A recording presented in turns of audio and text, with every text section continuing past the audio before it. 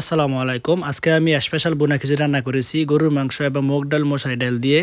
তো এটা আমি মাটির চুলায় রান্না করছি। পরিবেশটা ভালো না, তারপরেও আপনারা দেখতে থাকুন। তো দেন প্রথমত আমি মুগ ডালটা আপনার ভালো করে ভাজি করতে গারান যে নাই। পরে আমি মশারি ডালটা একটু ভাজি লইছি যে গারান যে নাই, কাঁচা গারান। তো আমি যাক তো সরিষার তেল দিলাম, মানে রসুন দিলাম, দিলাম পেঁয়াজ, এটা একটু ভালো করে কষাইয়া করবো, গরম করবো করে আমরা দিলাম তেজপাতা, দিলাছি এলাচ, লং, দারচিনি দিয়ে আপনার আদা রসুন দিয়ে এটা ভালো করে মশলাটা কষামো। তো মশলাটা কষা লওয়ার পরে আপনি কত হলুদ দিব আর দিব মরিচ, বিশেষ করে হচ্ছে পরিমাণটা আছে মেন। পরিমাণটা ঠিক হইলে আপনার খাবারটা ভালো হইব। আর এটা ছিল স্পেশাল হাড় গরুর মাংস। এই হাড় গরুর মাংসটা দিয়ে আমরা একটু কষাই লাইছি। তো কষাই আপনার মনে করেন যে প্রায় কষাল হয়ে গেছে গা, পরে দিলাম আপনার স্পেশাল যে মশলাটা, এটা একটু মাংসের মশলা দিলে একটু ভালো লাগে। তো আপনার দিছি দিয়ে আপনার যে চাইল দেওয়া আছে, চাইল দেওয়ার যে ডাইল দেওয়া আর মশলার ডাইল এটা মিলাই আপনার ধুইয়া আপনার দিলাম মাংসের উপরে দিয়ে একটু লাড়াছাড়া দেবো।